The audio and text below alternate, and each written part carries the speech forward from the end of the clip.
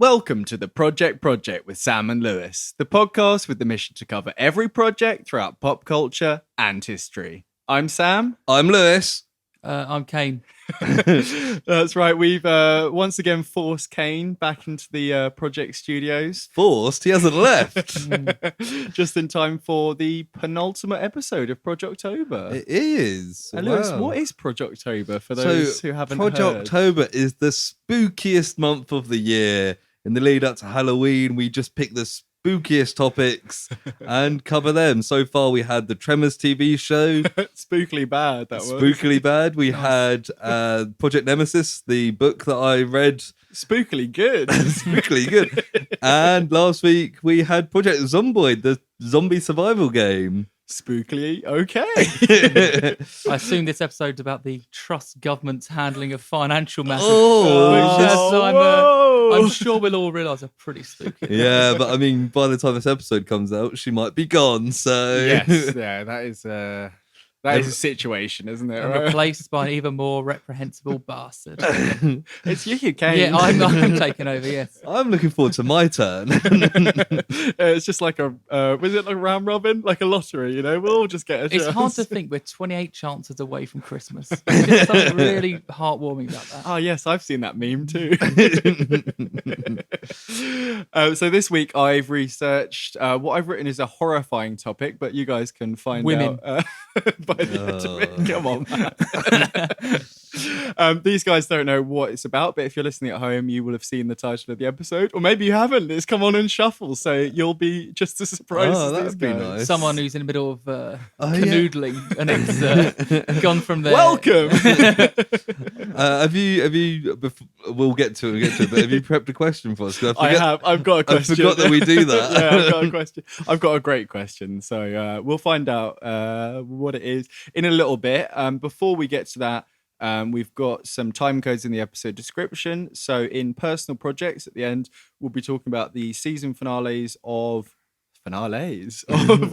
She-Hulk and Rings of Power, as well as the 9th episode, I think, of Dragon House. Yeah, certainly is. 2 out of 3 of those, which I think, Kane, you do not give a flying fuck about. Is that right? Oh, you've got me so wrong, buddy, man. Oh, but you have to tune in to find out which one. Oh, yeah.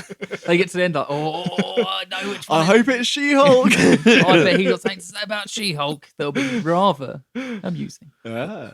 But Kane, since you're last on the show, how have you been? Yeah, fine. I mean, I think the issue is the fact that you've only invited about 4 people on. You can probably realise that most of them are quite close friends. So when you ask that question, you probably asked that question about a week ago. Okay, so for the wider vacuous listeners, as David, what do you call your listeners? They projectors, the P gang, the P squad, the P squad. Yeah. Yeah, I think the P squad, the PP squad, because it's Oh, God. There we go. I think maybe we'll let them decide. If you've got any suggestions, I think some let us t-shirts know. that say PP squad on them are a great shout. It's like those when people go on stag do's and have those really awful t-shirts, everything like that. PP squads. But what have I been up to? It's all right if you don't have anything. We can just. Oh, move okay. on. Fair enough. Move on. No. No, it's fine. I had such a great anecdote as well. Cool. So Right, we're all ears. It featured Anika Rice, Muller Rice, the little yogurts, and Declan Rice. sadly he wasn't involved this time due to a scheduling error. But I'll keep that one for the end of the podcast. Okay, yeah, personal projects. There we go. How about you, Lewis? Yep, same old. Been doing lots of work. Or that same the rice situation for you? Yeah, I haven't had rice in a few weeks, so I'm a bit riceless at the moment. Get a rice cooker, man. I'll tell you what, it's changed my life. Is that the new Marvel superhero? Yeah, rice man. Do you have to leave him soaking for about an hour if you want him to be nice and fluffy? No, I made a toad in the hole yesterday. That was nice. That poor toad. Yeah, croaked all the way. Basically, sausages in a Yorkshire pudding. Yeah. Yeah. But to be fair, we do have some listeners who probably wouldn't know who that who that is? Who that- oh yes, You know, our mate Toad. He lives in the hole. the famous British celebrity Toad in the Hole.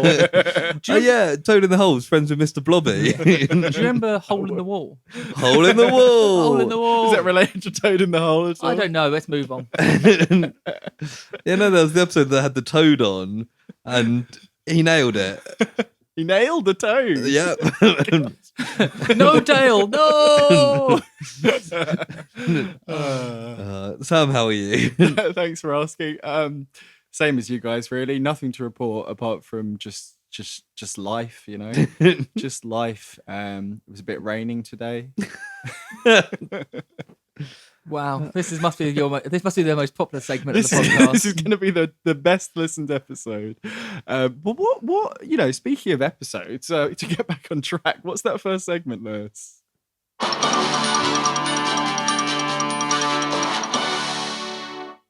Project News. Yeah, that's the one. Is everyone, including Kane's favourite part of the podcast? What Kane- infrastructure news have you got this week? Kane literally said he wanted to come on and hear more Project I've News. actually got a non-project news for after you've gone with Okay. You're the pregnant. you know the really yes. So the first one is from Engadget.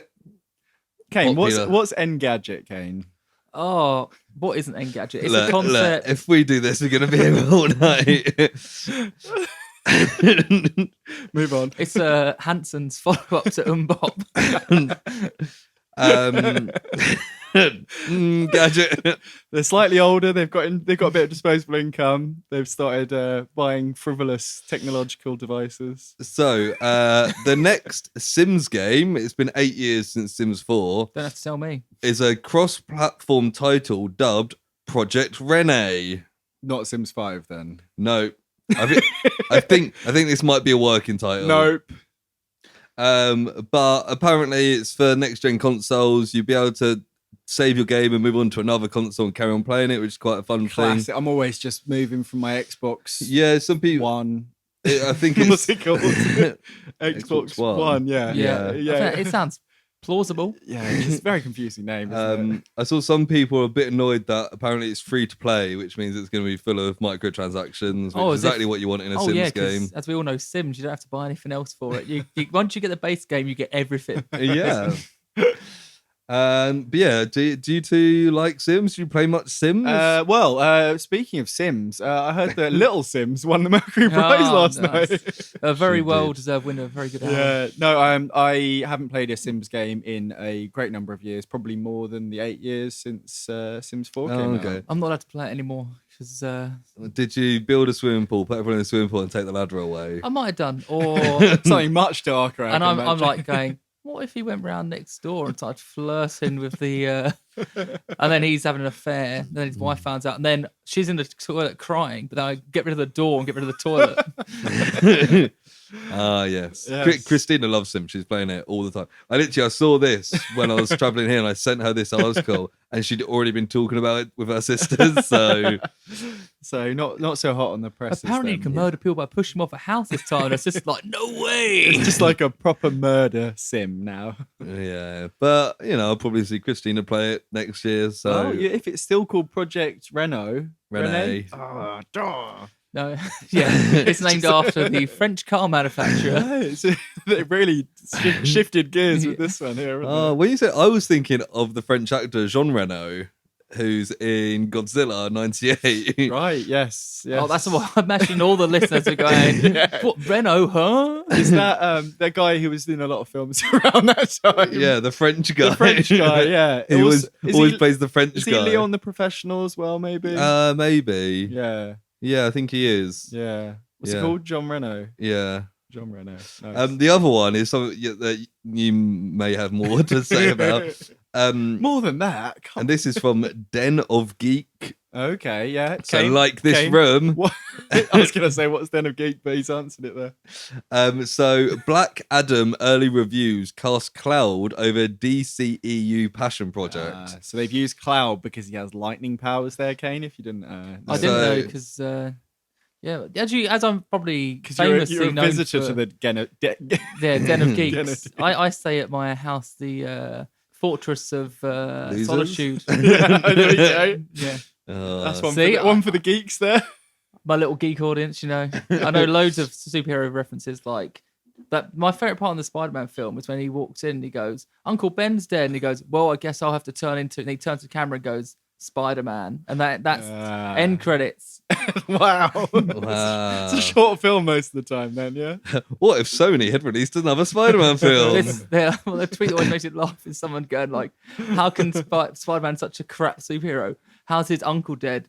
I've not got no superpowers and all my uncles are alive. But anyway, yeah, from the early critics review, Black Adam currently has 52% on Rotten Tomatoes. Yeah, I've heard mixed reviews as well. The embargo's not out as far as or at least last I heard. So it's lots of people who have seen early previews are allowed to leave vague tweets about it, but even them are mixed, which means that it's probably going to be pretty. Yeah, apparently Dwayne Johnson's quite good, which makes sense considering he's been trying to play this role for like 10 years. Yeah, well, there's also apparently leaks of the post-credit scene, which seems to be all these people think about at this point. But apparently it's something big for DC, so I think it's probably Superman turning up, and they probably got Henry Cavill back on board. Okay. I haven't confirmed that anywhere. It could well be, I don't know, Ben Affleck gets his dick out or something. Hopefully like they go to Hopefully. the end. Hopefully at the end they go, look, we've given it a good go with all the DC films, okay? We're just None of gonna them have give been very up. good. Okay, Marvel, you win. And everyone's Fine. like, "Hey!" Yeah, I hope you're very happy. Then Dwayne The Rock's crying. and then it pans to him just but sobbing. Yeah, Henry Cavill just playing World of Warcraft. So that's He what comes loves, in, isn't he? yeah, they paid him $2 million to. He's like, does that mean I could be in the MCU now? He starts cheering. Yeah. He's going, are there any superheroes left? And they go, probably. Just throw a dart at this collection of superheroes on the wall. He gets like one that's got like really reprehensible, like it's really outdated. Nazi man. Yeah. God. I was gonna go with like Storm, someone who's a woman and not the race. I was just going to go with Ezra Miller. he's the one person left in the DCEU after everyone leaves. Yeah, he throws a dart and he goes, I didn't even know. Why did you make a comic about Pol Pot? It was meant to be Paul Potts. Yeah. Now that I was Henry Cavill fattening up for that one. Oh dear. Okay. Is that your That's two project news for the week. My non-project news is something that we Here's have non-project news. something that we've talked about before. La la la la la la. And you guys have probably seen this in the news. This is from the Telegraph, and I've only got what's the Telegraph? Kane, what's the Telegraph? It's an old form of communication that used to use. Yes, yeah. So I got some dots and dashes, translated them for you here. You went, Amy, I got a message down the wire. And that's why I've only got two sentences because I ran out of time there. But the headline is this: tiny cretin of a man, James Corden, banned from New York restaurant for abusing staff. So I know how much we all love James Corden on this podcast. I think I saw this headline as well, actually. Apparently, he was just incredibly abusive about an omelette, I think. Yeah, his wife ordered, which this has been. Kane gets like notifications for James Corden news. I hate the man. I mean, he's very similar to Ricky Gervais, where he made one like magnum opus right at the beginning of his career with Gavin and Stacey, and he's rode on the coattails of that. I don't want to see him ruining some fucking celebrity's songs in the back of a car. Oh, anyway, and that's all he does now, isn't it? Back to his wife orders an egg yolk omelette, and then he said there was a slight bit of white in it. How the hell would you tell? If you made me an all egg yolk omelette and there was a small amount of how much white was in this omelette? This is what we really need to get down to. Because if it's like clearly a normal omelette, then you're clearly going to be annoyed. So how are we doing for time, guys? And that wraps up the project. Agreed, though. Yeah, I mean, I've heard stories in the past about how awful he is. One of them from someone we know, actually, which I won't repeat, or maybe I have repeated on podcast. But either way, listen back to probably the Montauk episode for more James Corden. Well, we were the Corden boys. We were, and now we're the Montauk boys, which I forgot to mention in the episode introduction. So the Montauk boys are back, just in time for my topic. Exactly. You can cut that bit and put it in the start, and nobody will notice. He'll be like, "Welcome to the Montauk boys." Yeah, maybe we should change the name each episode. Anyway, I'm going to just launch into this with a lovely question that I've written, which kind of teases the topic. How are you? No, we've done that bit already. No, it teases the topic and gives you a bit of a chance to, spin your wheels comedically or otherwise, depending on who I'm looking at here. I'm unfunny. We all know it. So the question is as follows. How long can I long this out for before we start? Now, which conspiracy theory alleges that the joint forces of NASA and the United Nations are planning to introduce a new world order via the use of earthquakes, holograms, and epidemics? Quantum Leap, the TV program. So we've got A, Project Purple Prism, B, Project Green Gem, C, Project Blue Beam, or D, Project Red Rockets? Did you had the red rocket one? Well, I think I added 3 of these. So my first thought was I was just going to say Flat Earth. I forgot it had to have project in the title. yes, that is the theme of this podcast. Isn't You it? should have done it like they do on The Chase. There'll be like Okay, a couple of really funny ones. So like Fanny Well, Schmeller. I think Red Rocket's pretty funny. Yeah. So it's purple, blue, red, or green. Purple Prism, Green Gem, Blue Beam, or Red Rockets. I am going to say blue beam. And how about yourself, Kane? Any of them. You pick for me. I mean, I've got a little bit of an advantage here. Exactly, so I that's think, what A. A is Purple Prism. So we've got Project Purple Prism or we've got Project Blue Beam. And the answer is going to be in this sentence that I read out next. This is the X Factor. After the break. In April 2021, Facebook user Gotcha Chumavlili published a Russian video outlining an outlandish theory known as Project Bluebeam. Way! What do I get? You get a tally mark on the tally of every time we've asked questions in this podcast. Shit. You're probably nobody's keeping track of that. I mean, you're probably going to be up there because you're on every single episode. Yeah. It'd be annoying if you're lost to me and you're on every episode. You've had what, 2 chances, 3? I don't think I've got it right any time. So in the video, Bluebeam is a joint project by NASA. No, sure. Money. Sean Connery's there. The Hunt for Red October. NASA and the United Nations that using the technologies aim to spread a new religion on Earth and create various simulations to establish total control of people and finally establish the new world order. I'm on board. Dramatic, right? NASA Yes. done some good stuff in the past. United Nations pretend to do some good stuff. Yeah. I mean, one thing you'll probably realize as this goes on is that NASA doesn't really have any reason to do any of the stuff that this Oh, theory that's what claims. a lot of like these mad conspiracy theories are. Yeah. Well, it's also the fact that the UN can't keep the peace anywhere, and do you think they're able to? Well, that's the whole point of this. They're trying to get everyone in this. Does this lull. feed into any other classic like right wing conspiracy theories? Yes, it does. Like Yes, they it didn't does. land on the moon, maybe. Well, I don't know. Maybe a bit of anti-Semitism sprinkled Oh, in. you are bang on the mark there. You're bang on the mark. So as part of this scenario, an Antichrist uses epidemics to establish control over humans. And conspiracy theorists believe that this process has already begun with the coronavirus pandemic. I was going to say, it's probably not a coincidence that this started during the pandemic. Yeah, that's funny you should mention that, Lewis, because this theory wasn't actually created in 2021.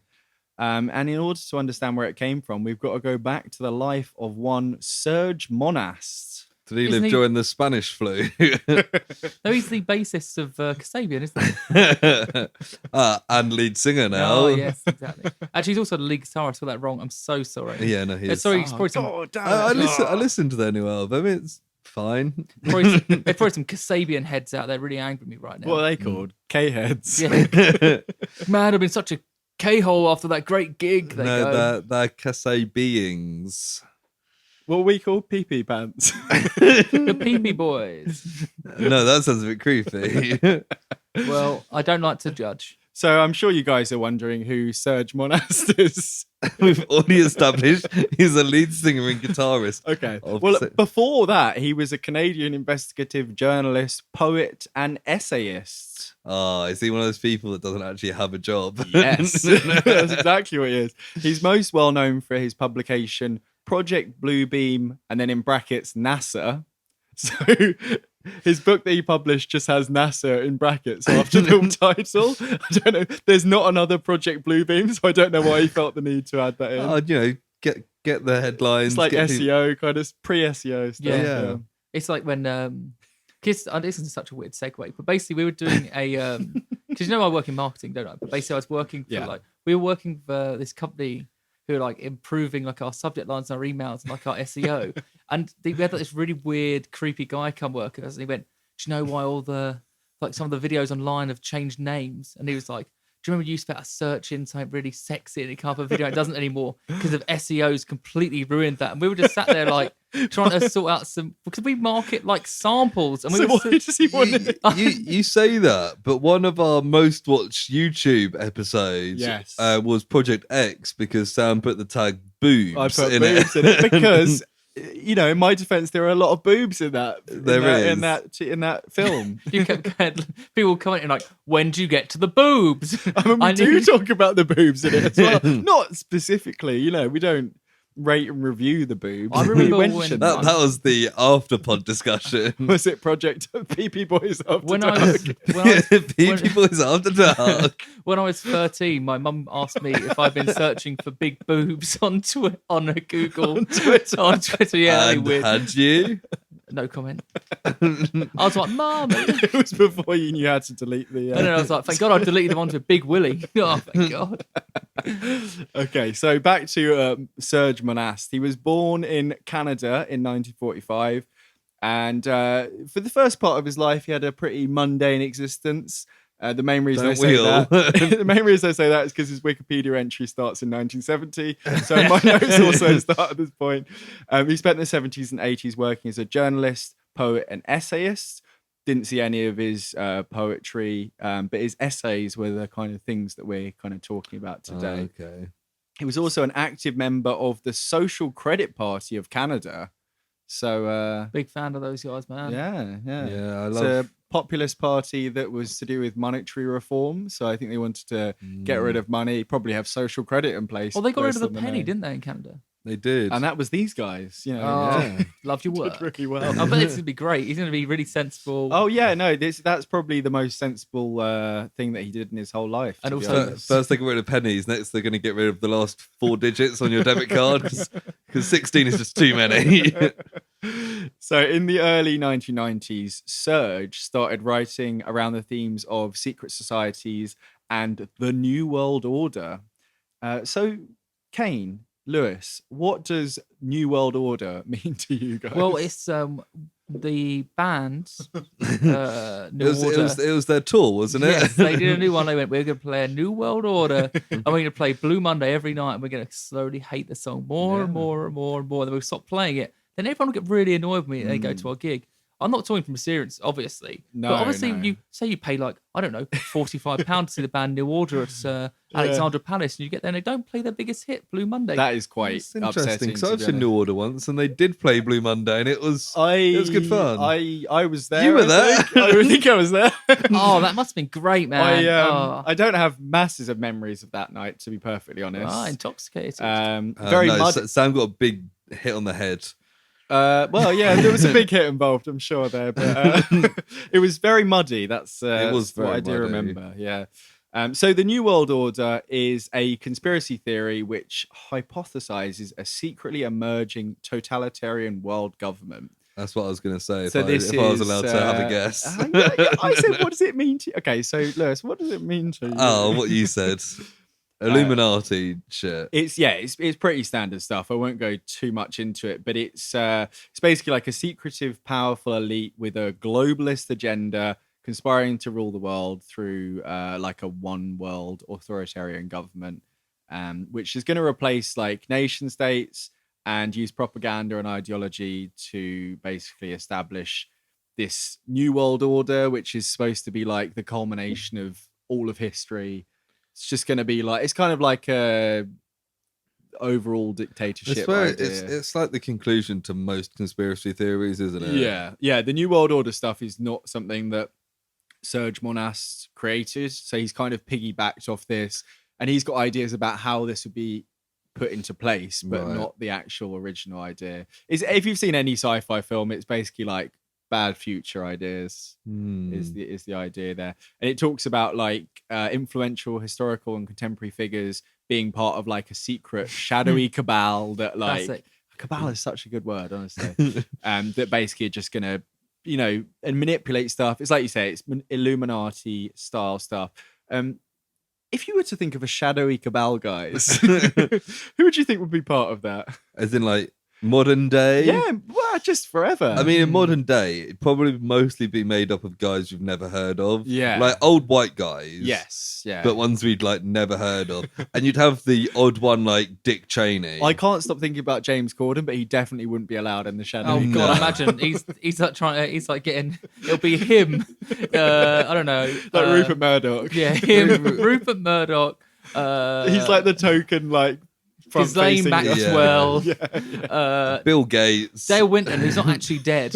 He's been really working hard, so he had to fake his own death. And the Chuckle Brother And that's then- died yeah. as well. He's And then he's going, "Can we have a little sing song?" And they're all going, "Not now, James."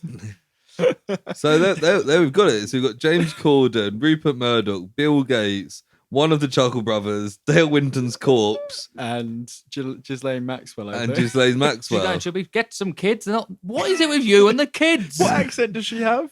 I don't know. Shall we get some kids?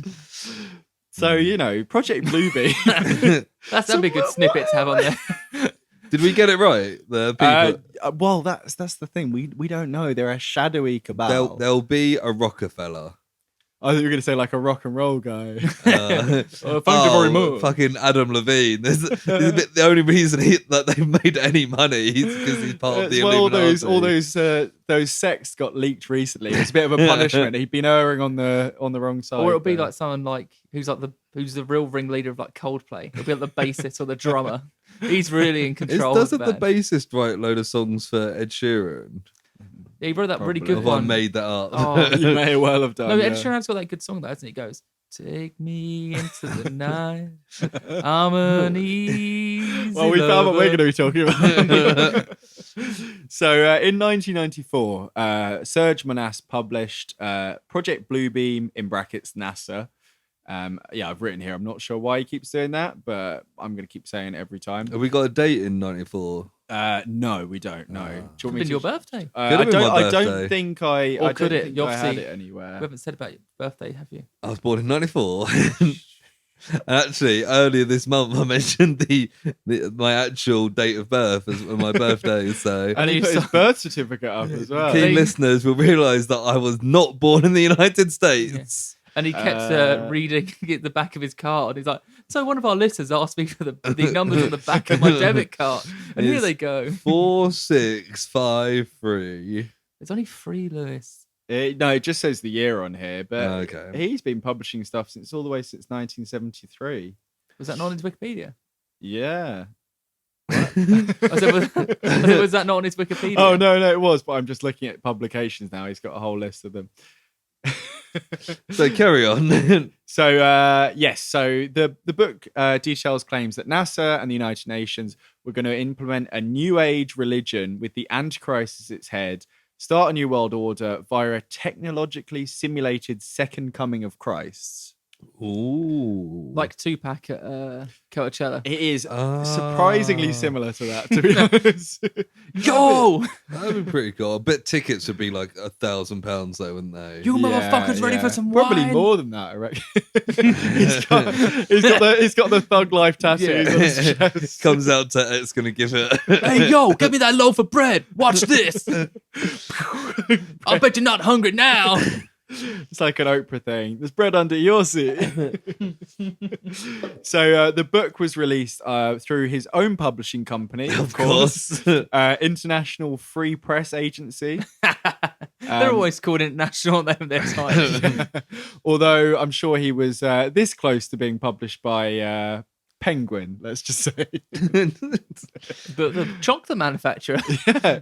Penguins, is that a publishing company? Penguin Yeah, Random House. Okay, yeah. yeah, Random House. Yeah, he was almost on Random House. Not, the species of birds. Yeah, well, those penguins. There's BoJack Horseman, I think. Yeah, or like Happy Feet. Happy Feet probably is into this. But in BoJack Horseman, the penguins are working for Penguin. Yeah, they are. So Happy Feet, he'd be dancing going, it's a bit too anti-Semitic for me. And he's still dancing, music's playing. Whereas you'll have that one dick penguin from Surf's Up, who's well into the idea because he wants to get his surfing trophy back. Yes. Yeah. And I imagine Lightning McQueen probably, because he's a bit of a pretentious wanker. He's isn't a bit he? anti-Semitic. Isn't I he? imagine he definitely is. Can cars be Jewish? So, I guess so. Some theorists claim that Project Bluebeam developed out of the Philadelphia experiments. So, of course, you guys are giving me looks here that you know exactly what I'm talking about here. And this is something that I told you about on our Montauk Project episode. I actually kind of rings a bell. Do- It's where Bruce Springsteen started using brass instruments on music. So that's the Philadelphia experiment. He So, experimented with Lewis, that. what was to you? What does that mean? To me, I don't know. It's, To you. it's, the Chuckle We Brothers. found the lost Chuckle Brother. it's a bit personal to me, the Philadelphia experiment. So I don't really want to go into it too much in case it brings me to tears. So Okay. I'll let you. I won't push it too much. But for those of you who didn't listen to the episode where I talked about the Philadelphia experiment, which, you know, as Kane's tutting away, you should absolutely pause, go back to listen to Montauk Project. If you didn't already listen to hear about James Corden, do it now. And now we're back. It should be like, we should have waited. Waiting for an hour and a half. So it was an alleged series of experiments carried out by the US military in the 1940s, experimenting on technology to make naval ships invisible to enemy ships. Yeah. In the case that I talked about, it also apparently sent them through time as well. So you guys remember that. There's the guy who went to the future It and came was. back and did nothing. The brothers went to the future for like 5 years. They were tour guides for people or something. Yeah. Kane Surely- said they had a good haircut. Yeah, when surely they came you would back. definitely come back and they'd be like, wow, he's got a mullet like 5 years too early. They go, whoa. But, I mean, mullets are always in style. Come on, that's why we all have mullets here. Oh, Kane, it's quite cute that you go into the far future. The most imaginative thing you can think of is a mullet. No, but Sam said they went 5 years in the future. No, they went into the future and stayed there for 5 years. Oh. It was like 2,000 years or something. Yeah, ridiculous, and wasn't they spent like 5 years there. They were one of them was a tour guide, even though they just arrived, which makes no sense. You're hired. I've just got here. And it was like cities that floated, but they were on the ground or something. I don't really know. But anyway, the investigations in this theory didn't just stop at visual manipulation of boats, because of course, you wouldn't just stop at the boats, would you? So according to Bluebeam theory, NASA and the United Nations began developing technology that would be able to project images into the sky over the entire Earth. So this Oh. Tupac Jesus is going to be pretty big, I'd say. Like the big alien in Project Blue, Earth SOS. There are some strange similarities with that, and I think maybe the blue part of that name and the project part may be connected in some way. Huh. I haven't found anything that actually details any connection, Oh, but you're Serge may have inspired an anime creator. Got our first. Hmm. Huh. From Lewis. See, now he's intrigued. That's Lewis's catchphrase, if anyone doesn't know, where you tell him something mild interesting, he just goes, he tilts his head slightly and goes, huh. Huh. So see, listeners don't know that because Sam never says anything interesting. Hey. No, it's because it's an audio medium, so they don't see you tilt your head. Yeah. That's why. The huhs are always audible. The huh is just flowing after huh. We think he's laughing, but he's just very intrigued. So the technology allegedly involved using satellites to project an image that could be seen by an entire nation or even the entire world. Oh, now I'm scared. So the purpose of the technology, as I said before, was to create a technologically simulated second coming of Christ and convince the world that the beliefs of Christianity were in fact fact. Great sentence. I love the way you clicked on your laptop as if you were going to play a sound effect and then paused and then Because said, I'd written odd Christianity, so I had to just correct it for my own whatever. So once the world was under a single religion, the New World Order would be able to easily manipulate people and replace the governments with a single fierce dictatorship. And who was at the head of this dictatorship? Well, Stalin. it was the Antichrist, of course. That's what I said. Wow. James Corden back again. The Antichrist. There are a lot of mentions of the Antichrist in this, but none of the things I read ever go into any more detail. So it's just like the Antichrist was just on board with this like shadowy cabal. Right. And it's just like, at some point you'll put me in power, and he's like, well, cool, he was I'm president of waiting. the United States between 2008 and 2016. Wow. Huh. Huh. How would they even talk to him? He's going like, I will do this.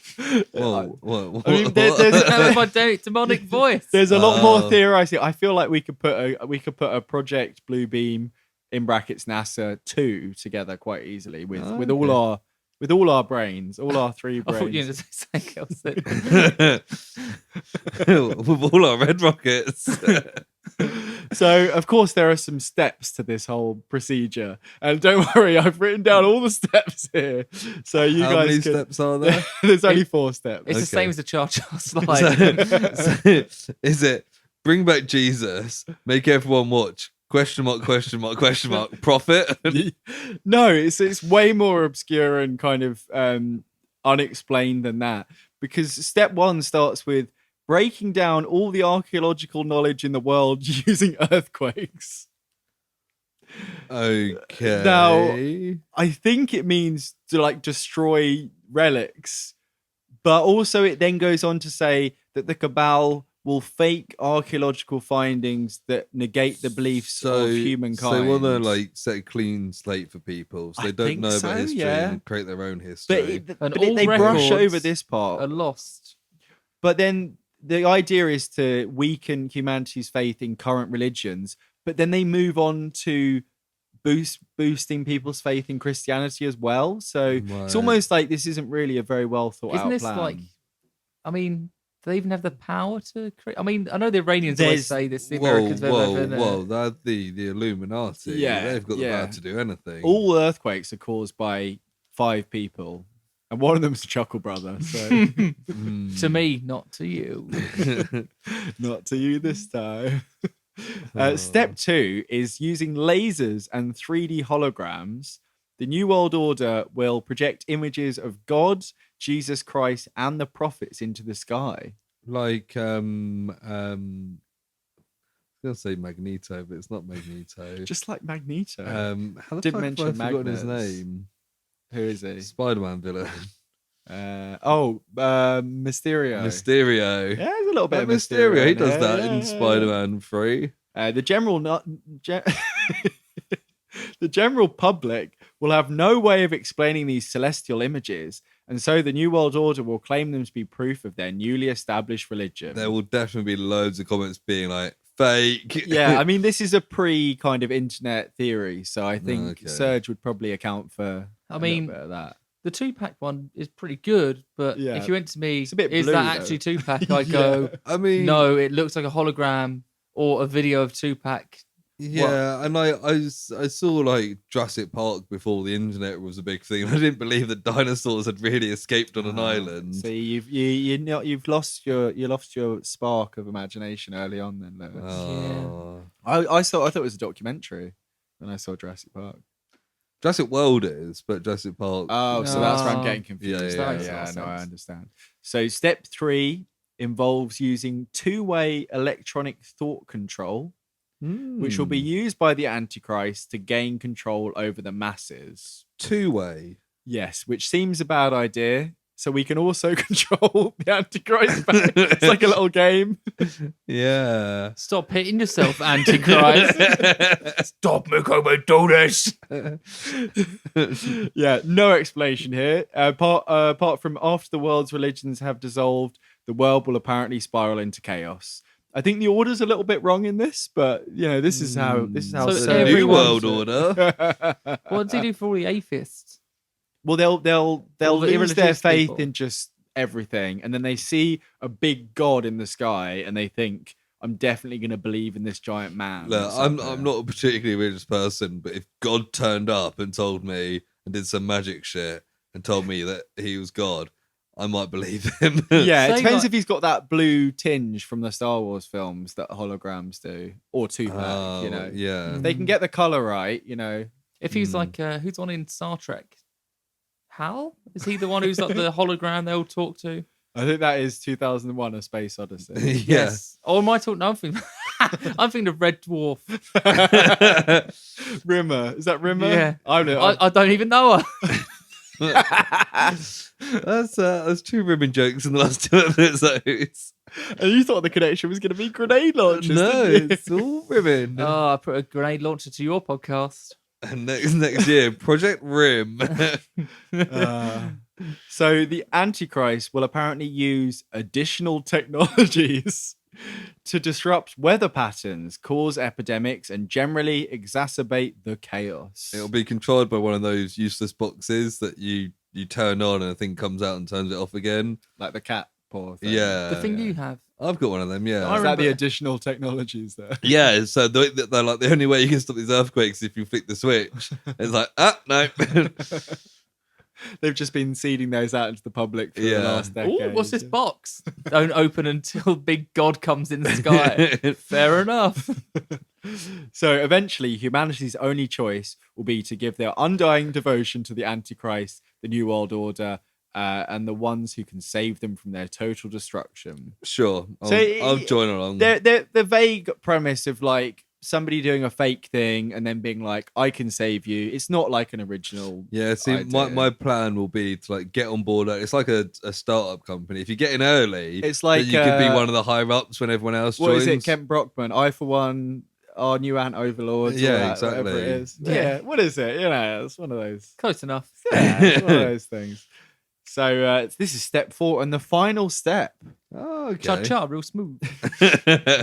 They will also simulate signs of a hostile alien invasion. Ooh, like Which- Blue Earth. Just like Blue Earth, which will serve to keep people in fear and make them believe the New World Order is the only protection they have against the invaders. So it's like solidifying that kind of fake respect. Yeah. I don't remember that from situation. Blue Earth. I thought it was just David Attenborough talking about the animals and stuff. Oh, Another no, connection. you didn't see season 3. Oh. wee. And now we have, Whoa, wee! and now the pandas, the penguins, and the humans are fighting against the mole people. Uh, So while many conspiracy theorists online claim these steps are already in motion, there is no solid evidence to suggest that any of these actions have or will be executed. I mean, even if these steps are in motion, we're not very far into them, are we? Because no. we haven't had earthquakes destroying No. stuff yet. And they also Is that the mention- first step? The first step is earthquakes destroy archaeology or something like that. Well, they'd probably say something like ISIS, where they blew up all the Yeah. Mesopotamian. Oh, see, I was thinking like the archaeological I thought you said the department. Argentinians. the Not ISIS, Argentinians. the archaeological department at a university just has a little shake in their office and everything falls down. That's it. Could be. I mean, if you were Serge, you'd be like, told you. No, so that hasn't happened yet. Yeah, Serge is going, release a new album, and then the earthquakes. Well, he's putting Uh, himself as this messiah figure. That's why he's got that look with the beard and the hair. And he saw that great goal on Soccer AM, if anyone remembers that. I do actually remember and that, on yeah. what was it? Soccer Aid. Soccer Soccer PM. Aid, yeah. Now, just to check this theory, I'm gonna have a quick look at Kasabian's latest album to see if they've got any hints towards. Oh, is it going to be Oh, like really? Track 1, Earthquake, Kill, Archaeology. So it's called The Alchemist Euphoria. Oh, Which, not you Antichrist know- Euphoria. It's like a little anagram there. You put them all together and they spell out his dastardly plan. He's got a recent 48 albums. but So he's I'm never going to did get an sentence. anagram solver up here. What was it called? The Alchemist's Euphoria. Alchemists. And the tracks, I'll give you the track list. Tell me if any of these fit in with a theory. Alchemist, Scripture. That's a bit Could do. religious. Rocket fuel. Oh, Potentially. yeah, We've all done yeah. some of that in our Red time. Rocket. It's strictly old school. Alligator. Yeah. A space. The wall. The ultra view effect. Stargazer. Chemicals. A sea. And letting go. A lot of hidden So, messages there, I think. If you look at, if you make the Alchemist's Euphoria into other words, one of them is health, musicotherapies. So if that doesn't tell you what's going on, then there's also lots of things that aren't words, like Aisha hitches petroleum. Oh, yes, but if you say that backwards, it actually means the Antichrist is here. You best start bowing, pricks. We've got as well Apache Hotelier Isthmus. Oh, that was nearly something. There's a lot there. Yeah, he was at the Battle of Tombstone, wasn't he? So in the years following the release of his book, it was during this time, of course, because they didn't know about it beforehand. When is this again? Sorry, 1994 it was released. Oh yeah, of course. So other conspiracy theorists started to take note of his work. Many of these contemporaries noted the similarities between Project Bluebeam and the plots of an unreleased Star Trek script, The God Thing from 1975. Do you know that's do you know when we invaded Iraq? A lot of our evidence but a lot of our evidence is based off the idea that they were able to move the chemical weapons around in a van. Right. And they were in spherical balls and that they had them hidden on like an area. Right. But the trouble was that the intelligence agency realized too late there was exactly the same thing that happens in the film The Rock, Right. which has Nicolas Cage and Sean Connery. Connery. And it's basically like they were like, he's clearly just watched their main informant, he clearly just watched that film and given it to him so he could get like a visa over here. Yeah, so they got Star Trek. The God Thing. I've actually got some information here, but there's also a Star Trek: The Next Generation episode, Devil's Due, which has similar themes. And also, Star Trek: The God Thing, they kind of rewrote and reboxed as Star Trek: The Final Frontier, which ends with William Shatner having a punch up with God. So I was actually going to say, Lewis, as the resident Star Trek expert, what do you know about The God Thing or Devil's Due? I can't remember the Devil's Due. I've probably seen it, but the God Thing I don't know much. But I know that it turned into the Final Frontier, and I'm not joking when I say William Shatner has a punch up with God. that is the climax of that film. Yeah. Can you call Trekkies Trekkers? Trekkies. That's what I need to know. Thank you very much. So yeah, it was written The God Thing by Gene Roddenberry, so original Star Trek creator, and it was piloted around as like I think one of the first Star Trek films or the first one, and it ended up being rewritten for something else. But the plot follows, or this is for the original script, follows the Enterprise crew after the events of the original series, and an alien entity declares itself God and begins travel to Earth. Kirk reunites with the crew. They try and send it back to its own dimension. So it is basically like the fake God situation that we've been talking about there. So it's not entirely original to this, but it may have been that Serge was like a big Star Trek fan and people were like, hang on, mate, you've kind of got a little bit inspired by this. Yeah. And it was released as a novel in the late 1970s. No, 1991. Okay, so after the Final Frontier film. Oh, no. So he'd written it. And then in 1991, shortly before his death, he wanted to publish it, blah, blah, blah. And then it was changed into a Next Generation episode, which is Devil's Due, which is one where like there's kind of like a Faustian kind of devil agreement with like a planet, and there's somebody, it's very similar. It's somebody who's pretending to be like a devil and saying that they've made like an agreement to keep things nice. Yes, I do remember this episode. Yeah, it's quite fun. Yeah, it's quite cool. A mythological entity from the planet Ventax 2 claims the planet and the orbiting Enterprise are her legal property due to an agreement signed 1,000 years earlier. Not enough people talk about. I'm to Ventac 1. Oh, I know.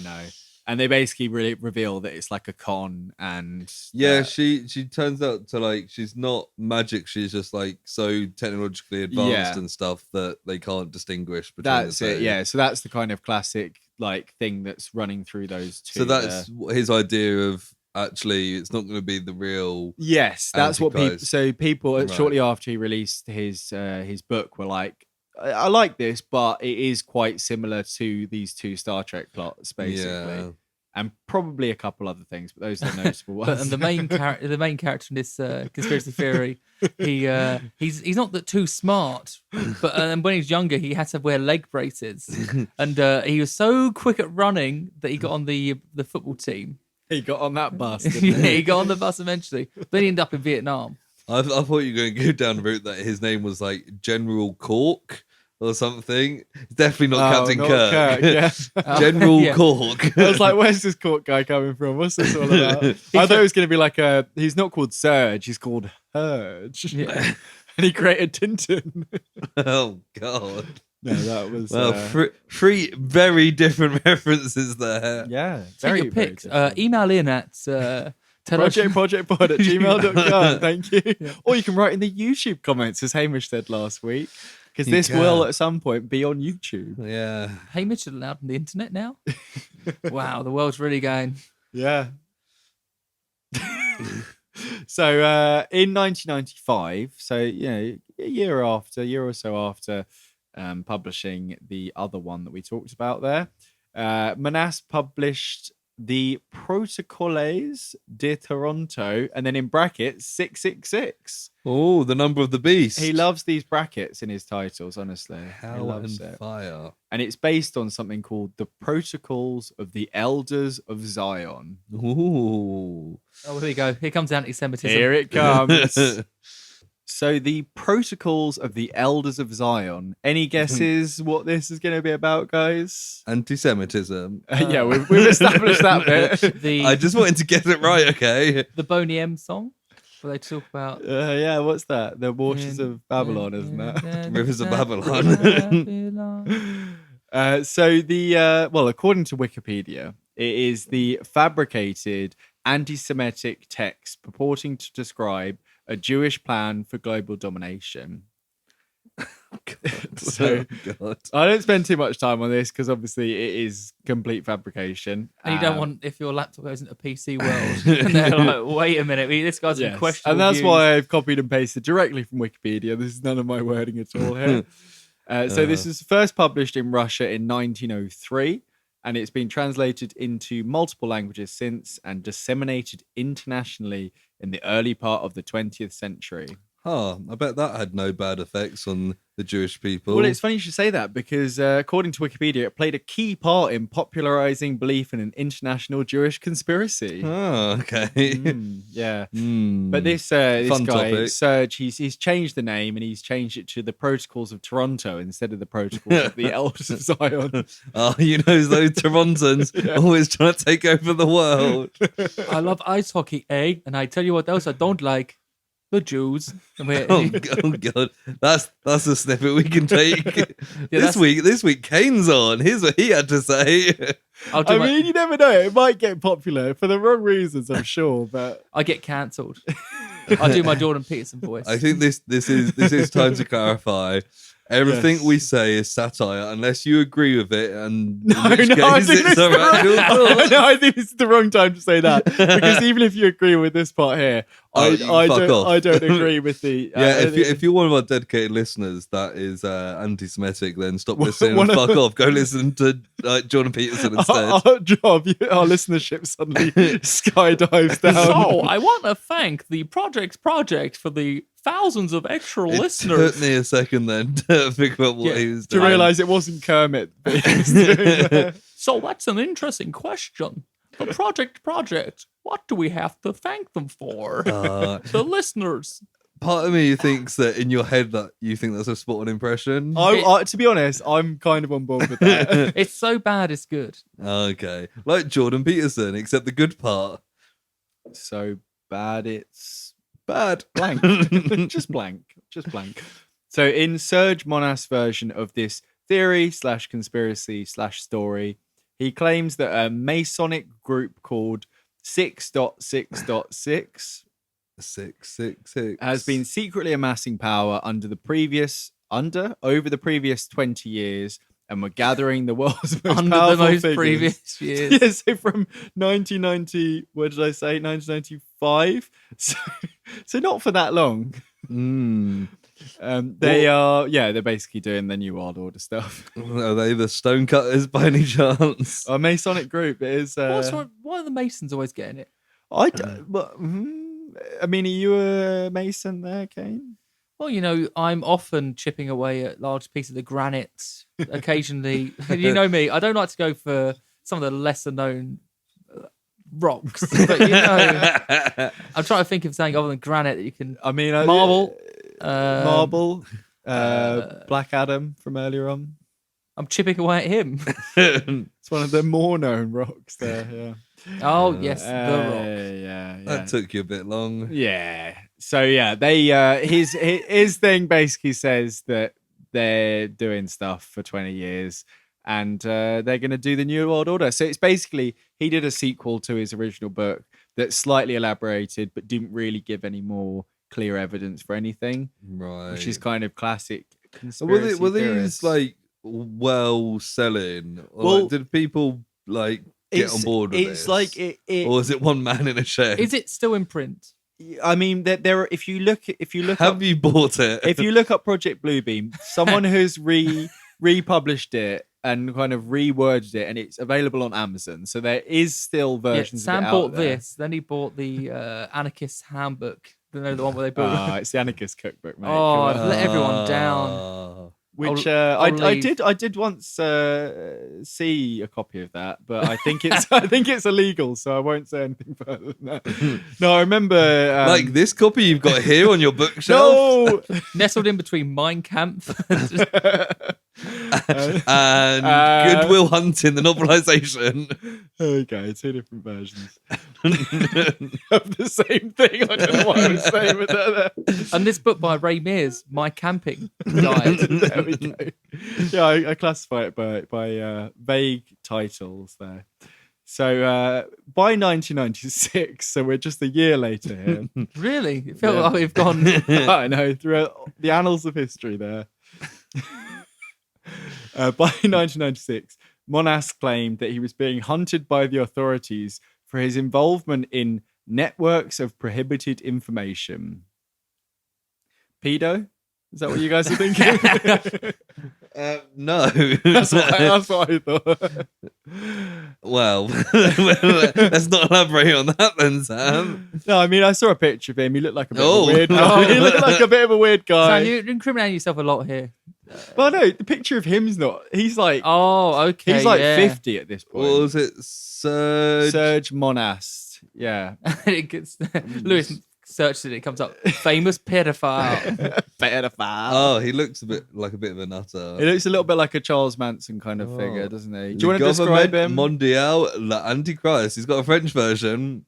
Oh, no, he's French Canadian, so all of this is It being looks like he's translated. got a fake beard stuck to his face. Is it the really low quality picture that I've Yeah. seen? That he's like, so he used to go on. There was like a slightly paranormal conspiracy theory show that was in French Canadian. And he Lewis does is look like showing me a he's got picture of him. he's got a big yellow spot on his face that's like where it's been like taken, like someone's taken a picture of their TV back in the 90s. They've got they like, I love this guy. Get the camera out, and he sat there going, It does look like he stuck that beard on. It really does. I think he just he can't grow any beard past the point and it's just Or- sticking out. he's just got a really bad electric shock. It's all those blue beams. Speaking of which, we're almost at the end of the actual conspiracy theory here. And I don't know if you guys remember any actual blue beams occurring in this at all. No. It mentions lasers and holograms. Yeah, I I guess assume that's a blue beam, you know. I feel like he is looking at like the future, but he thinks to himself like, what's me big in like the year 2020? And he thought, Holograms and beams. To be fair, Holograms, ABBA went on tour, and They there was did. that period of about 10 years where That's what I every was like thinking. big film had a big blue beam A big at the blue end. beam at the end. So there are connections here. He's not wrong about everything. I would say 99.9% of it he is wrong. He does have a cracking lentil soup recipe in the middle of the book. You're like, he's right about this. Yeah, it's the only reason it's kept going there. So he'd been homeschooling his 2 children until September 1996. Those poor kids. I know. They were then made wards of the state and were given a proper education, finally. But 2 times 2 equals the Jews. I've told you before that's not correct. So they were wrong anyway, not even being positive about. On December the 5th, 1996, Serge Monast suffered a heart attack in his home and died aged 51. What a shame. I was going to say 91 there. No, that's not right at all. 51. His followers claim his death was suspicious as he spent the previous night in jail. There's what? nothing online about why he was in jail, but again, pedo, maybe. He did take both his kids away from him. Exactly. So you don't know why he was in jail? No. And then he died mysteriously the next day? Yes. So there is a little bit of, maybe that's part of the reason why he's kind of lived on in this notoriety, because there's that he was little a bit martyr. of, And they're going, I don't know what killed him. He used to love eating 15 rashers of bacon for breakfast. he used to love combing his beard with poison. Yeah. He used to wash it all down with that big cup of lard. He loved that. I mean, I don't know what could have killed him.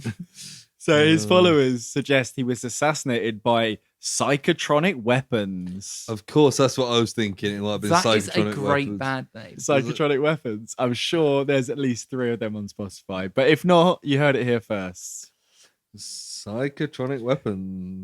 That also links to a few of our other topics, namely Stargate and MK Ultra. I was going to say, he sounds like somebody that could have been a victim of MK Ultra. Yeah, I mean, I'm sure he would have kind of lent into that a bit more if he had any involvement, even as a experimentee.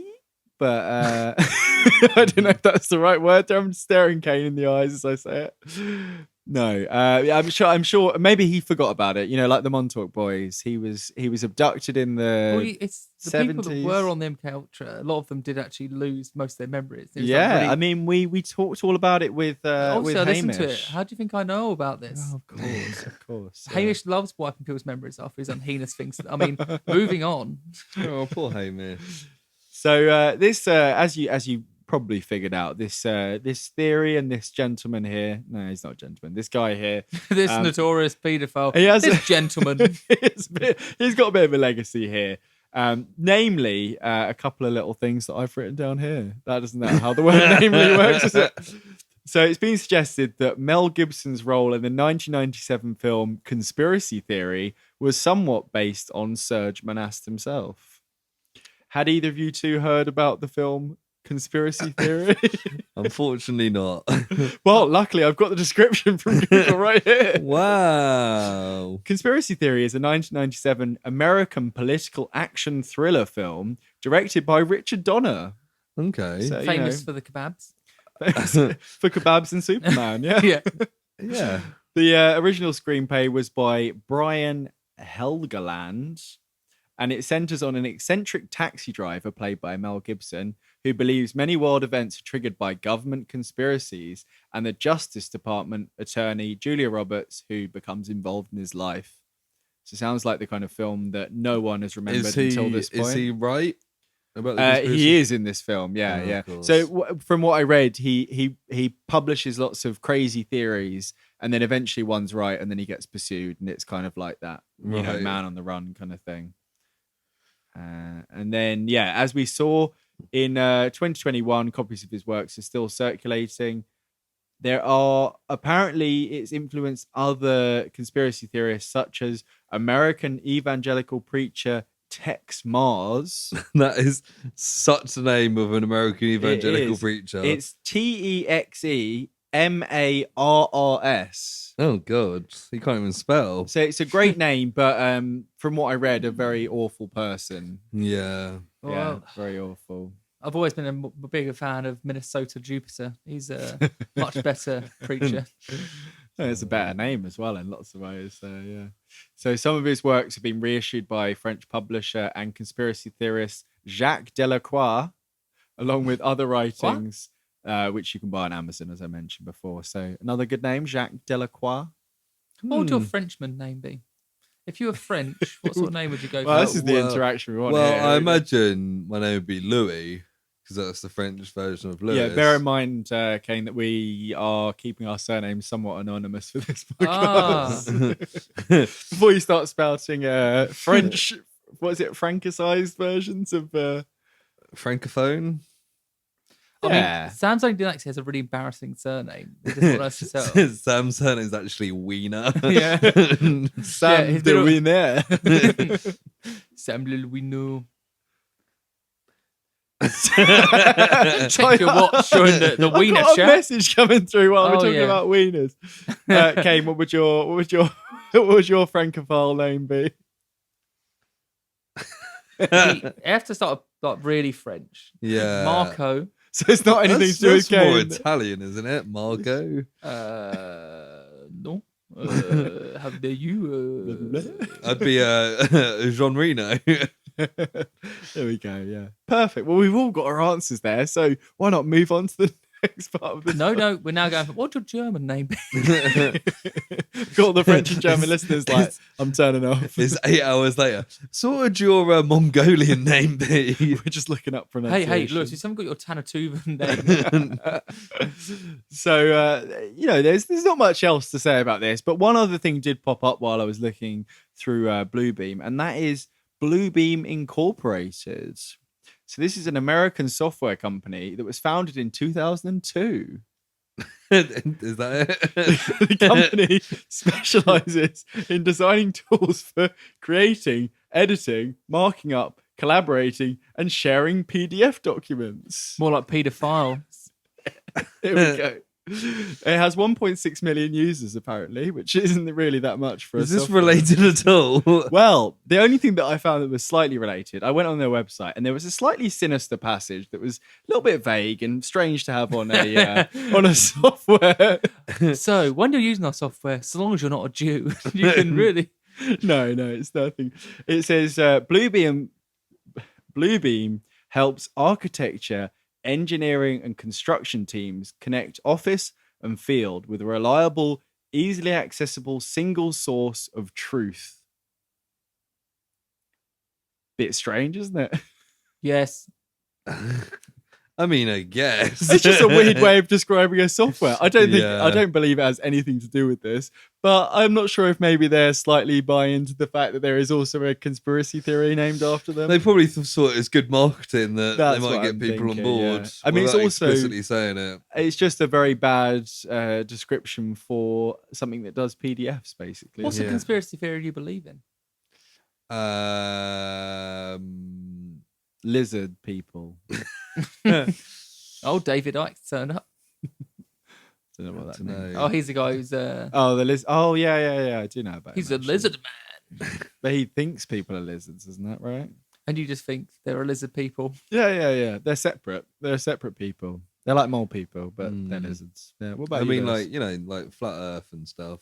Yeah, moon landing, aliens. Yeah, I mean, yeah. aliens, probably out there somewhere.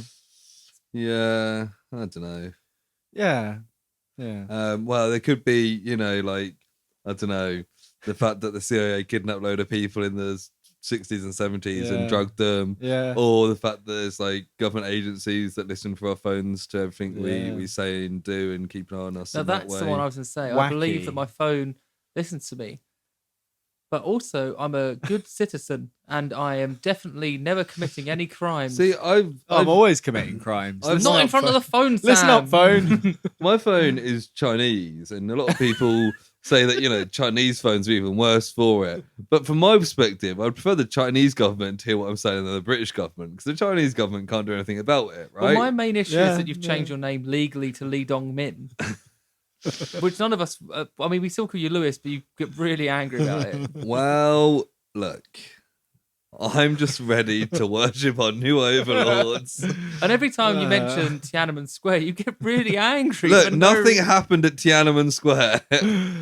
But I was thinking more like, the other day I said, to my lady, hard job, I'd really like to buy myself some new trousers by the brand Dickies. What happens the next day? That's right. You got your dick out. No, I got an advert. For dicks. How would that even work? Your phone's not got a very good microphone. Yeah, I dropped it a few weeks ago. Huge dicks in your area. Well, it's that's based off his searches. That's different.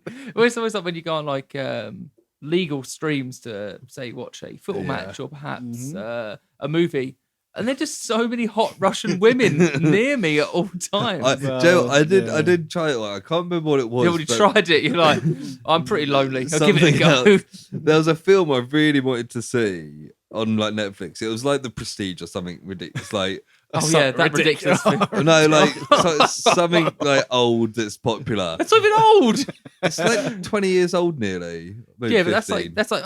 Okay. Anyway, and was it conspiracy theory? From I wanted to watch 1997? it on Netflix. I was sure it was on Netflix, but I couldn't find it. So I started loudly saying to my phone, my TV, I wonder if The Prestige is on Netflix, hoping that it would just then pop up. And what happened? It never did. It's on Prime.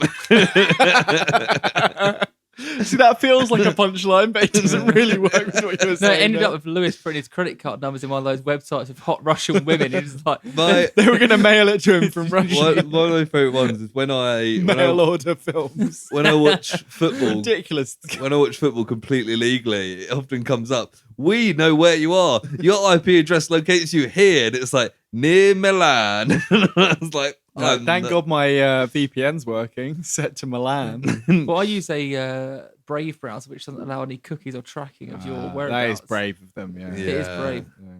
But it's very good. You should. If any of your listeners are out there asking for IT tips, hang on. Don't message me. We've Keep actually it to been yourself. sponsored by Cowardly Browser, so you can't really talk about And now to do the sponsor reads. I'm scared. Have we got the browser for you? And all It's it like is. confused.com. I'm so weak and needy. It keeps. I think my wife's cheating on me. It reassures you. So only positive news there. You're only allowed on one website. What's that? Never you mind.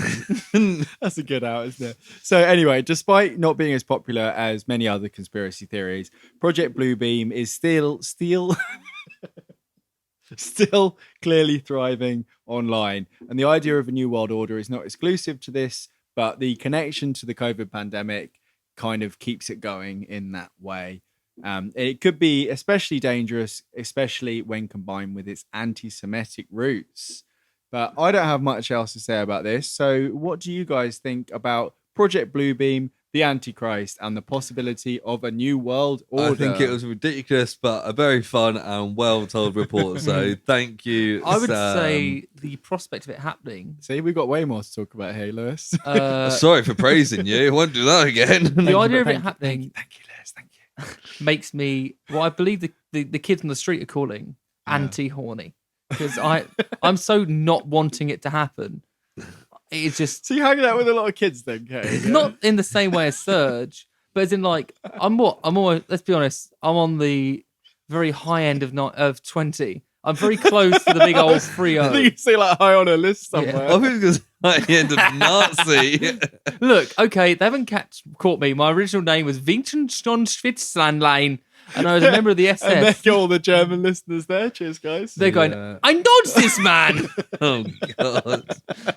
He was my grandfather. Anyway, but yes, it shocked me to my core, Good. and I thought the report was very well read by Yeah. yourself. Nice and short. I mostly enjoyed the occasional Sean Connery impression we got halfway through, Yeah. and towards the end. Still, I'm still here. I enjoyed it, and thanks for inviting me on. Is that the end? Thanks. You've still got a guns pointed at you here. Yeah, there's no leaving. No. Oh no, But, Lewis, put it away. But yeah, no, it was good fun. It's very silly, and yeah. I just hope not many people believe in this No, shit. and I hope none of our listeners are dumb enough to believe if in any this. of you listeners or you two guys here decide to go home and Google Project Bluebeam, you will see how very short that Wikipedia entry is, and hopefully realize that I have longed that out way more than it ever needed to be. So, Project Bluebeam, you say? Oh, another Sean Connery. Projoctober. Oh, Project Blue. Oh, Project Bluebeam. That's it's going into Bane a little bit there, isn't it? Project... was born in the Bluebeam. Lewis is very slowly finding this page so he can confirm.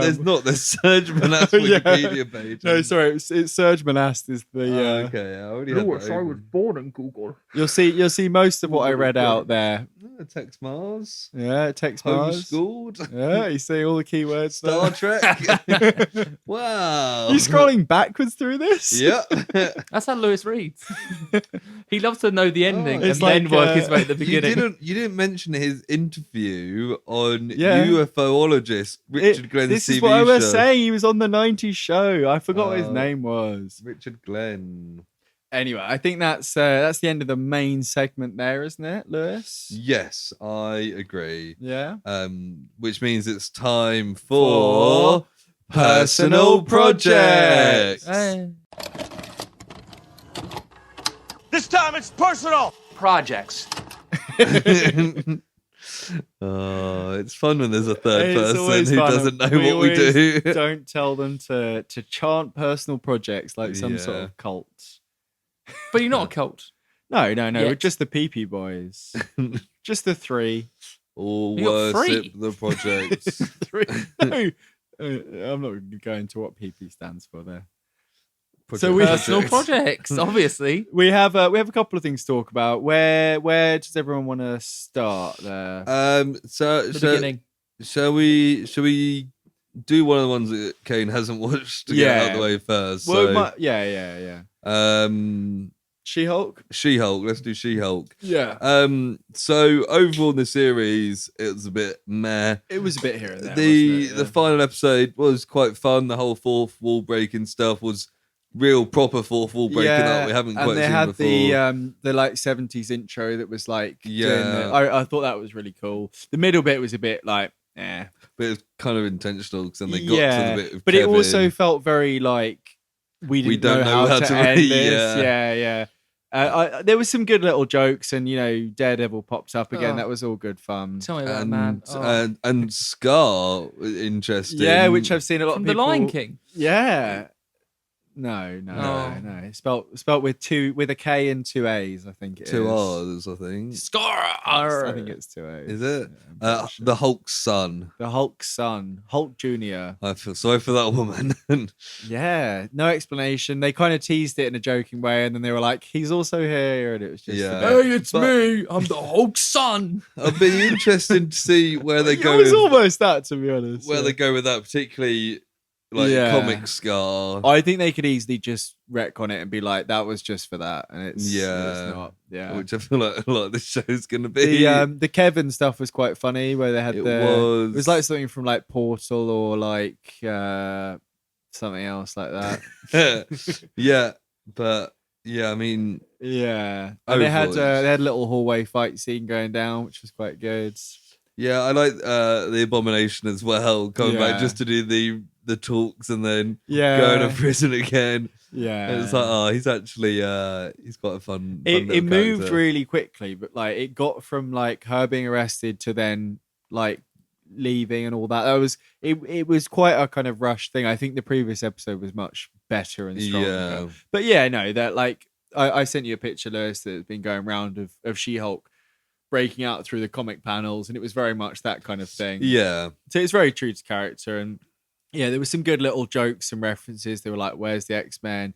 They did the like VFX team moved on, and they played a little Black Panther little jingle bit and stuff, and it was all right. But even if they're doing it as like a meta thing, like Titania and stuff just didn't have any like arc and stuff. It was just a I bit. did see a lot of people talk about how Marvel have been trying to not just do straight up superhero stuff. So like people always talk about the Winter Soldier being like a spy Yeah. thriller thing, and this is kind of an example of where they didn't just do a superhero TV show. It's just like a sitcom, rather than a superhero. Yeah, and that's fine. a very episodic standalone. Yeah, kind of. I think that's fine. Yeah. It just wasn't the sitcom for me. Do you not think they're at peak superhero?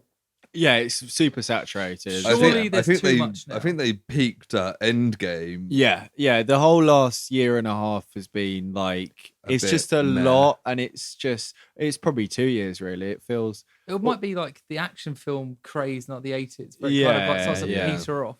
Yeah, I mean, I know that lots of people like, big directors like Martin Scorsese and stuff have been like, it's too much and all that. But at the same time, like when cowboy films were really popular in like the 70s, Yeah, 60s, 70s, people criticized them as well. So there's always going to be a big thing. Well, Marvel moseying on off. That's what I want to know. Exactly. Captain Mosey. I was going to say Captain Marvel. That is actually a character, isn't it? And Captain isn't a cowboy thing. So Sheriff Marvel. How about that? But yeah, I still kind of have hopes that they'll move on and do something good. I mean, not that I've not liked the stuff they're doing. It's just not been like peak Marvel. I'm excited for Black Panther 2 because I think it will just be like quite a. It seems like it'll be quite a solid film, just generally speaking, and they put a lot into it because Chadwick Boseman died and all that, and. It'll end stuff for like 6 months, and it's like it'll be nice to have just a bit of a breather from it all. Yeah, because this is the last series for a while. She-Hulk's finished now, and then do we know what's next? I think like Ant-Man 3 is in like April or something. Oh, so joy! That film everyone enjoyed. Yeah, I've seen Bill Murray is supposedly in it in some role, and he's being like called out for.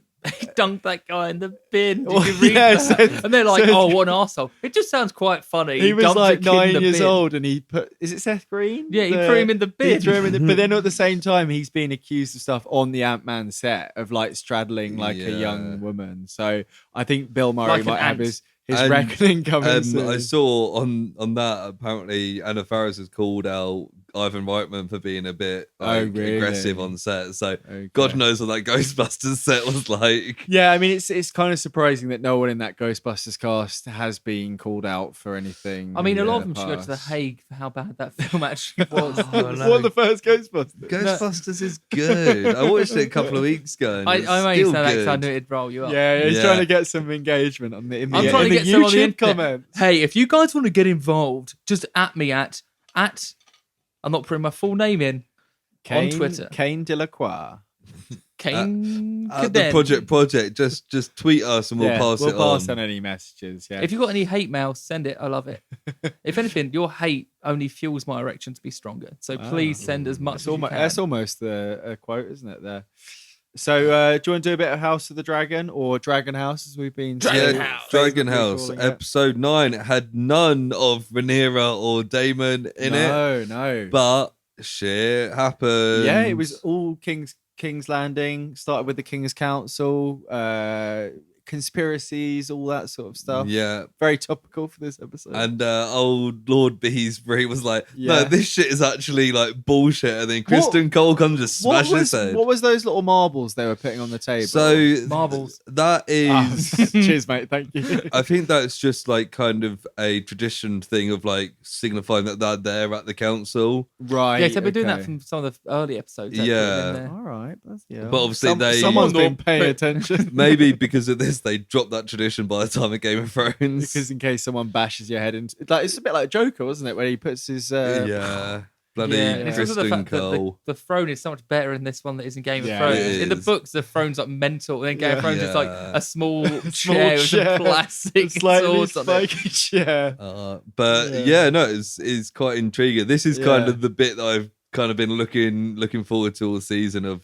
Yeah. After Viserys dies, like the shit going down, and I like the Lord Commander was like, "I'm there to serve a king. There's no king, so fuck you guys." And then it's very clear. Kristen Cole's like, "I'm evil now, so I'm gonna take over from this one." Yeah, I like the little hunt around the city for Aegon as well, with the Eric and Arik on one side, and Aemond and Kristen on the other side. As I've written here, he was Airwall. It's Arik and Eric. No, Airwall. We got it. He didn't. So cheers for getting it. He was Airwall. Cool. Yeah. Yeah, I did see one thing that's like everyone just once he got crowned and was standing there just waiting for him to start singing "Welcome to the Black Parade." Yeah, I think he looks a bit more like a Sebastian Stan kind of vibe. But I can see it's a bit that. My I Chemical think he's got a Romance, bit of the emo eyes and the floppy. I've seen pictures of the blonde actor hair. out of character, and he does look much older. They've made him look quite a lot younger, considering his younger brother looks about 35. Yeah. It's slightly confusing. I did see a tweet or an Instagram post or something by the people that play Kristen Cole, Eamon, Arik and Eric, and Egon in like a club, and it was just posted, "We found him." Yeah, I thought that was all good fun. It's like the gamification of whatever. They were like sent off, and Sneaky Otis or whatever he's called. He's Sneaky Pete. Sneaky Pete, he was like, "Well done, you like played them against each other," and she's like, "Kind of," but I was just kind of, yeah. And we see a lot of Alison. Like last episode, we were talking about how she kind of came across quite heartless. In this, you kind of see the more human side of her. Yeah, and she's definitely, she's kind of mixed up in stuff that's getting to the point where it's taking a toll. Like the final bit with the selling feet pics situation. Oh, hilarious. It's slightly out of the blue for me anyway. Yeah, when you signed up that OnlyFans, I thought it pretty. You went too far. Is that something that's at all touched No, on? no. I was going to say, I don't imagine like, George R. R. Martin being like, in the and books- thusly her feet were cummed on. And doff her feet were so pretty that the sire could not help but rub it until he produced juice. In the books, it's made quite clear that nobody really knows what Laris's motivations are, apart from like being in the ear of the Queen. Yes. Now we know he's got a thing for her feet. Yes, and I thought I've seen people comparing the fact that he has a club foot, and it's like normal foot, pure feet kind of thing. Yeah. Yeah. Obviously, the big end bit with Rhaenyra. The dragon. Turning up in the dragon. Oh, that was cool. I think that's going to be the kind of thing that will come back to haunt her. The fact that she didn't just end it right there. That is arguably kind of the biggest change from the book so far. Right, because when Aegon's crowned, she's with Rhaenyra on Dragonstone. She's not even in King's Landing. So there's not a big dragon bit like that. There's not a big dragon bit. So is that really surprising for you? Yeah, because I was like, I think she popped out. I was like, what the fuck? What's happening here? Because for a bit you're not sure. I mean, if you paid attention, it's like she wanted her dragon, she's gone away.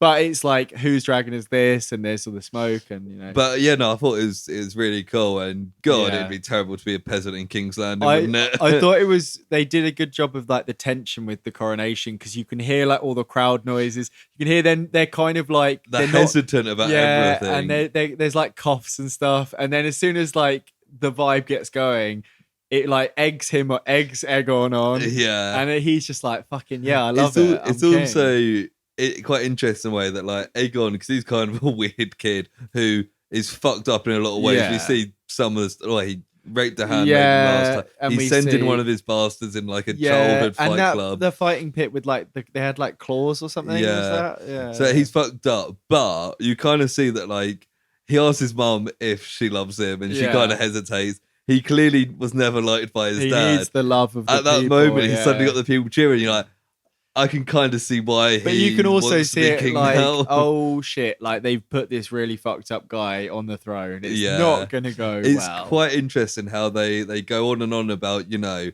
want to put the firstborn son on the throne because it's good for the kingdom and good for the people. But it's like, I don't think putting this kid in charge is good for the people.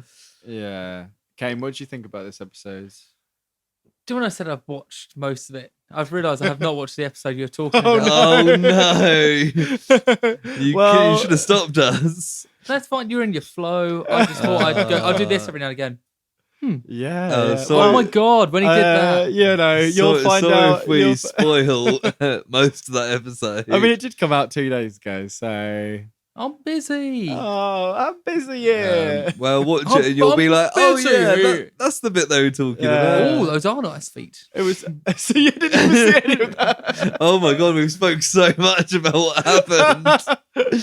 I thought Kane was going to jump in on this one. Yeah. He loves feet. I don't actually. I'm more of a. Let's move on.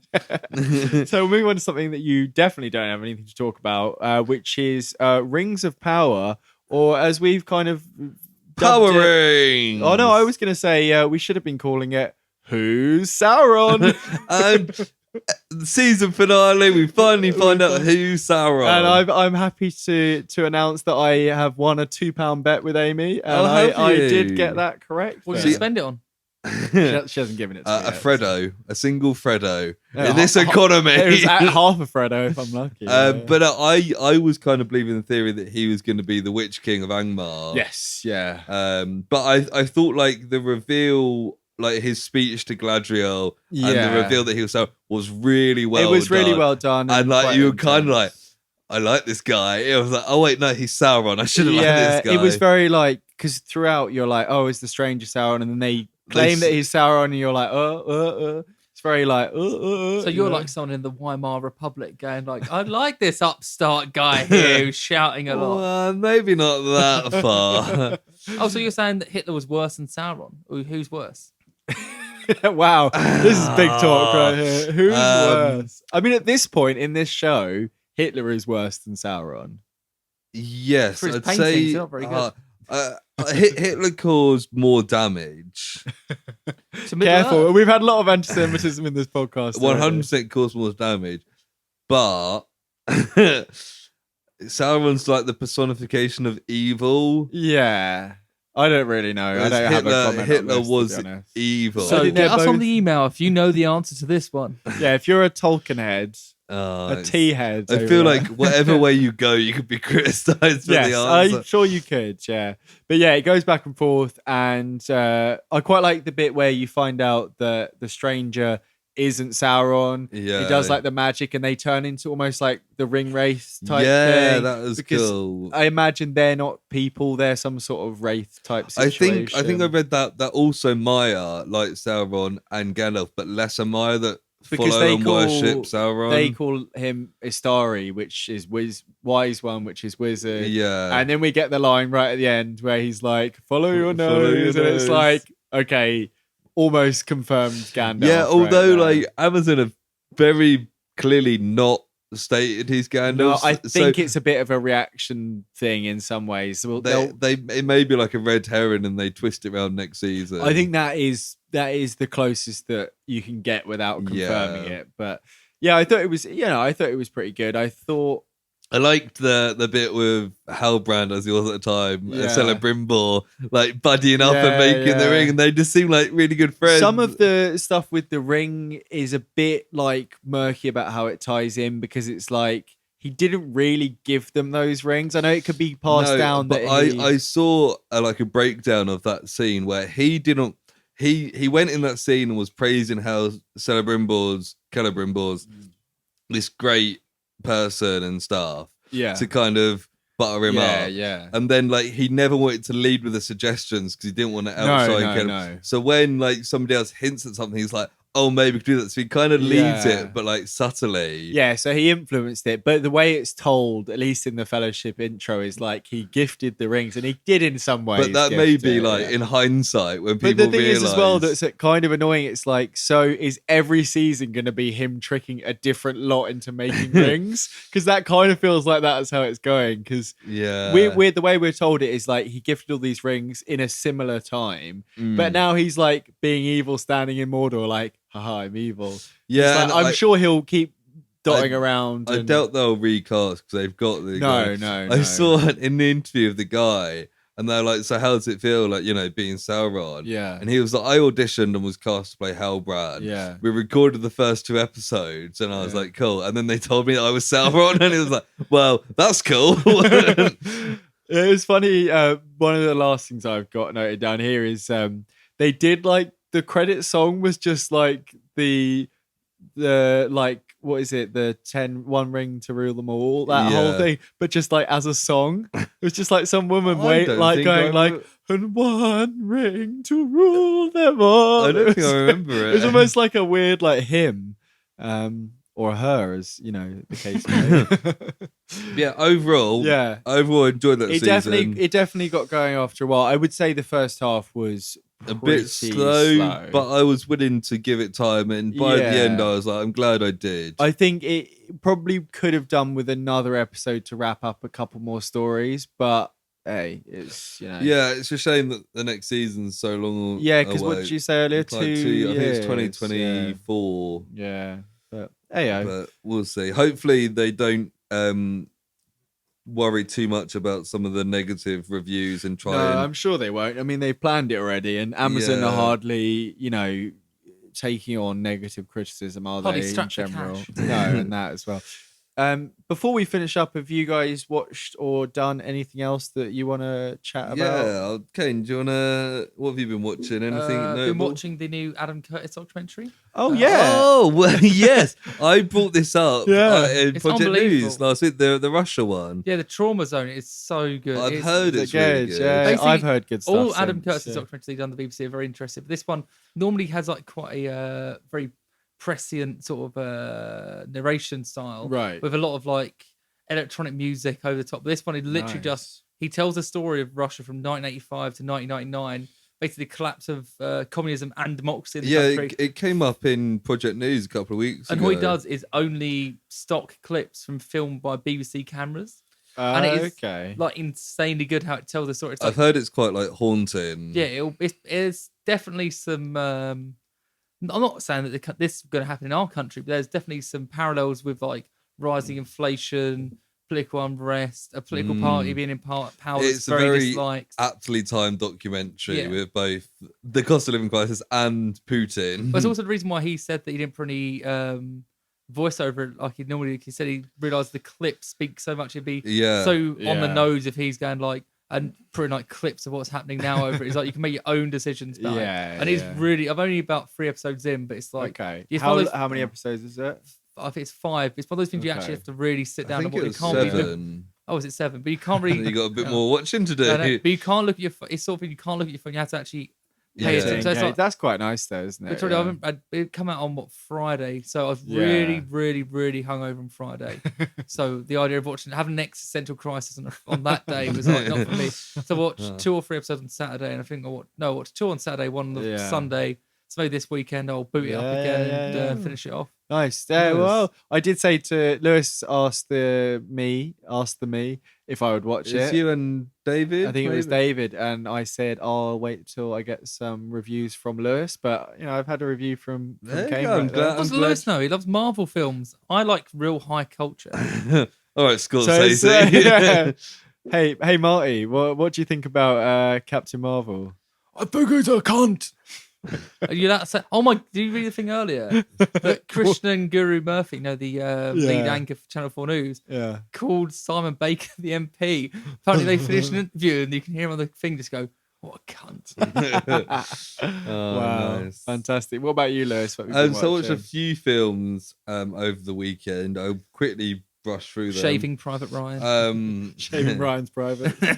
I watched an amateur horror film called Killer Pinata, Fantastic. where Pinata gets revenge on some people. It's very silly, quite entertaining. Yeah. I watched iRobot, which Oh yeah. I haven't watched that for iRobot is years, a yeah. fun film. It gets a bit It's silly. got Shia LaBeouf in it. hasn't it? Yeah, I completely forgot Shia LaBeouf was Isn't in there it. a whole thing about Converse? He's like, I love your Yeah, Converse. He's got early like on- retro. It's like, I got Converse. retro 2004 Converse. The film came out in 2004. Man, I love your kicks and that. No, I But- tell you what, I don't like these evil robots. It's quite These fun. Just like the new phone that came out just I- before this film, the I saw- iPhone. I saw a tweet that was like, the 4th rule of robotics is you have to make their eyes go red when they turn evil. Yeah.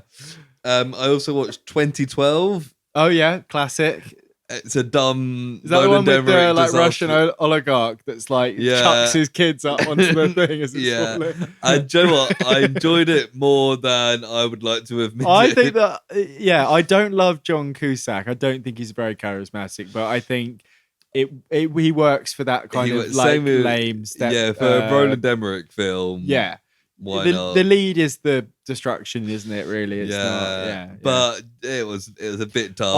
I saw that in the cinema, and I remember thinking it was quite entertaining, but just very silly. And like they talk at the start, Yeah. they're like, there are neutrons going into the Earth, and it's causing it's all a an solar issue. flare And thing. yeah, But then finally, last night, me and Christina watched Beetlejuice, Oh, which I yeah, had yeah. never seen before. Oh, really? Okay, yeah. And I remember before it starts, I was like, I remember that Beetlejuice is someone I know. And Yeah. it came, I was like, oh, it's fucking Michael Keaton, Michael isn't it? Keaton. Yeah. But yeah, that's quite good fun. it's a weird, wacky Yeah. 80s, late 80s. I think it was 88, yeah. Yeah, it's pre when he was Batman, wasn't With it? so Alec Baldwin and Gina Davis. Mm. It's Winona Ryder, obviously. Winona Ryder, yeah. It was good fun. I quite enjoyed it. Yeah, I haven't And- watched that for a while. There's some cool like creature effects and like the weird Yeah. like hell people. There's like they've got like a weird crocodile head. Do you like Beetlejuice, Kane? Move on. Have you not seen Beetlejuice? No, I have not. You've never seen Beetlejuice? It's worth a watch. It's Move on, it's move on. good fun. So, Kane, have you seen any of the It's films? an hour later. So, have you seen? Have you seen any of the two films that I watched over the weekend? Have you seen Scream 2? Ah! Yes, I have. Yeah. Yeah, what do you think of Scream 2? Not as good as the first one. Yeah, pretty much. Yeah, it takes the piss out of sequels a lot. It's very meta, but you know, Is that first more? He's Scream's like, pretty take my strong hand. Is that one? good. That's a scary movie. yeah, I was gonna say that's a scary movie.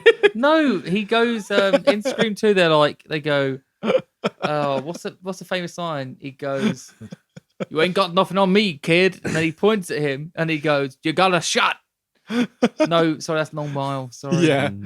What about the butterfly effect? I have seen that. Yeah. Yeah, Ashton Kutcher. I have not. He seen stars in that. it. Yes. Isn't it? And he keeps going, "I gotta go back," and he puts his hand on like the mail thing. And then he goes Yeah, back, he yes. does. Yeah, that's quite a good film. Yeah. And then at the end, he's like, "Oh, I see her and I love her," and he's like walking Yeah, so after her. like- There's a They can't see me. I'm pretending to walk. There's a People listening. deleted director's cut ending where he decides to spare everyone his life the trauma of knowing him, and he goes back to himself in his mother's womb and strangles himself with his umbilical cords, Bloody hell. which is a very hardcore ending to a somewhat hardcore film. It's good fun. It does a lot of stuff with basically he finds out he has the ability to travel back to points where he blacked out during his childhood, and if he makes a change, it affects his life when he wakes up. Right. It feels very much like an Everything Everywhere All at Once, but in a very like light version of it, I was gonna say yeah. or something that would be in like a Rick and Morty. It doesn't feel super original now, but it's like 2004, so there is something to be said about it. It's not a great film, but I had fun It's with it. passable. It's possible. It takes a very long time to get to Ashton Kutcher. You see his whole childhood for about an hour. And you've seen him like in the opening, he's like running around like with a beard. And you're like, what's going on? And then it's like, "Hey, it's me." and then you see it- Kutcher, and it ain't the 70s no more. he's not in the 70s show anymore. Is that the tagline? That's it. This ain't the 70s show anymore.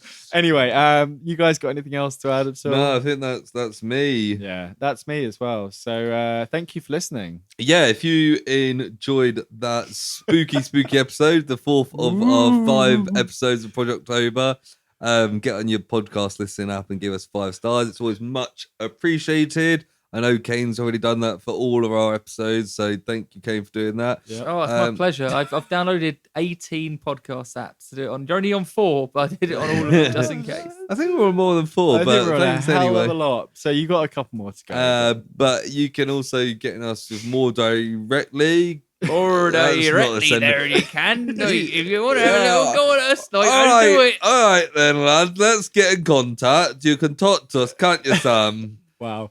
You can send us an email at theprojectpod@gmail.com. Or scrumpy@gmail.com. Or you can find us on social medias via the link tree in the episode description or by searching for the Project anywhere. Yeah.